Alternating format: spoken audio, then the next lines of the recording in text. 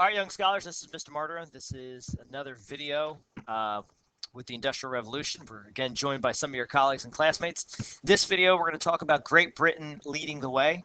So again, what you want to do is you want to have at your Cornell notes, and we're going to be right in this middle section here. Great Britain leads the way. We're going to talk about Great Britain leading the way, and we're going to talk about changes within the textile industry.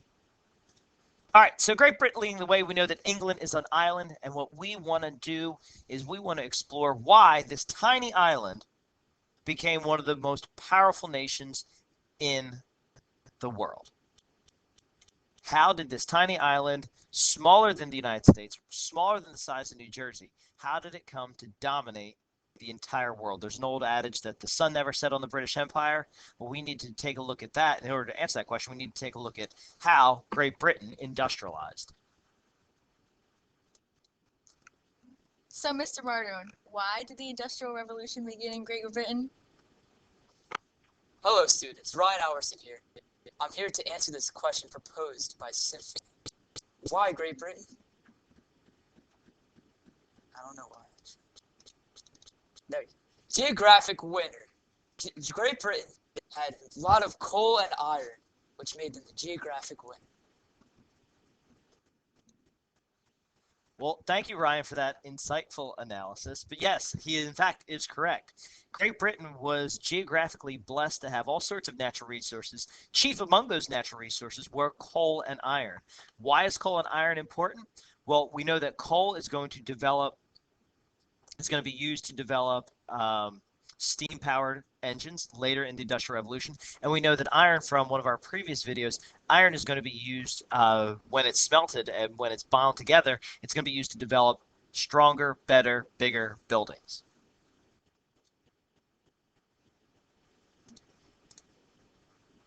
Great Britain had the right mixture of raw materials, such as wool and cotton. Great job, Ryan. That's right. Great Britain also had the right mixture of resources, such as wool and cotton. What are wool and cotton used for? Well, remember, again, from your previous flip video, England takes the lead in industrialization because of changes in the textile industry. Wool and cotton from the Americas coming over to them were vital to their development in the Industrial Revolution. Great Britain also had laborers, which are people who worked. And also they had money to invest, which is called capitalism.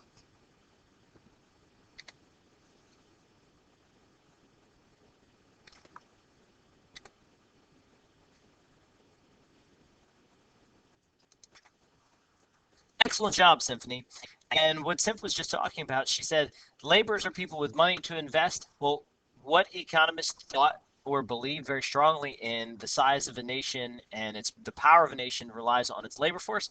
Well, that was none other than Adam Smith. So make sure you underline, star, or highlight his name. He's, again, going to be a very important person in our studying of the Industrial Revolution.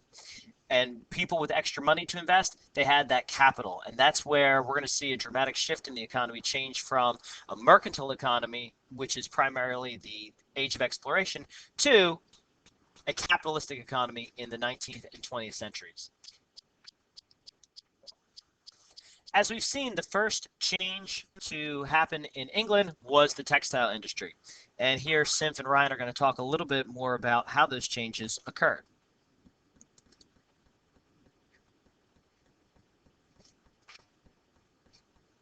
In the 1700s, machines allow people to make cloth much faster.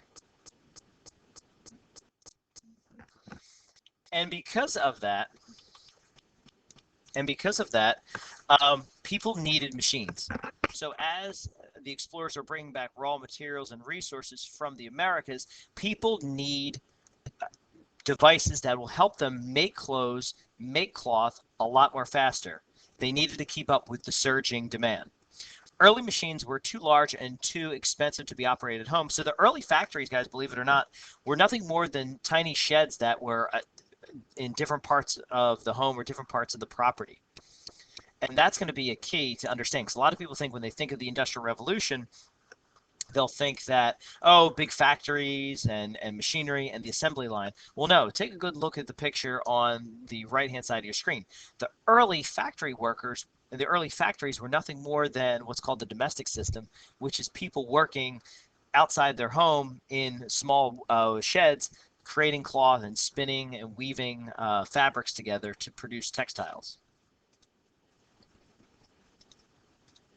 Spinners and weavers worked in long sheds that became the first factories.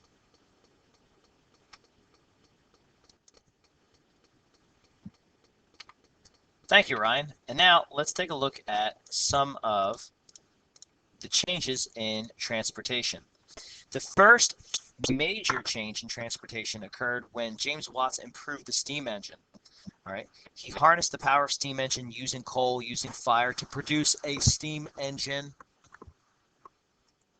Because early British countries used the canal system. Before we had railroads, before we had major roadways, these tiny engines powered little boats that ferried alongside these canals. This was a very quick way to transport goods from one place to another.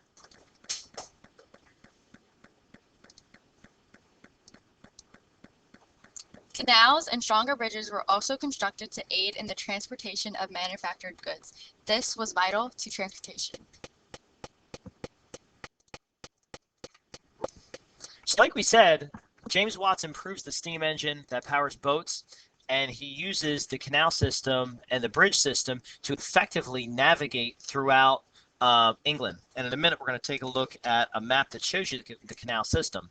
The steam locomotive by George Stephenson also is going to develop the idea of the railroad. So transportation is going to be changed quite dramatically during this time period. As you guys can see, here's a map of the British canal system in the early 1800s. You can see most of the canals, these small waterways, linked the different coal fields together. Okay? And taking a look at this, which city, make a prediction, which city or small village is going to be the epicenter? Well, believe it or not, it's not going to be London, but it's going to be Birmingham and Manchester and Leeds. They're going to be tremendous small towns and cities with regard to the canal system. But what's better and more important than canals, what's faster, and that's railroads. So here you guys can take a look. The railroad systems developed between 1840 and 1850. In 1840, on our left-hand side, there's only really one main rail line that connects London with Birmingham and Manchester, and Edinburgh up in Scotland is more or less on its own. But as we take a look, by 1850, it's a little bit cut out by your screen, Manchester, Birmingham, and London are connected, and as is Dublin with the Irish coast. So within 10 years, the British railroad industry explodes and connects the tiny island of England. All right, we're going to go over some of these concepts a little bit more in class. If you feel that we went too fast or you need to watch this video again, please do so. The notes are available online. And I would like to thank Allison and Paul and Ryan and Symphony for joining me on this Flip Classroom. Sign off.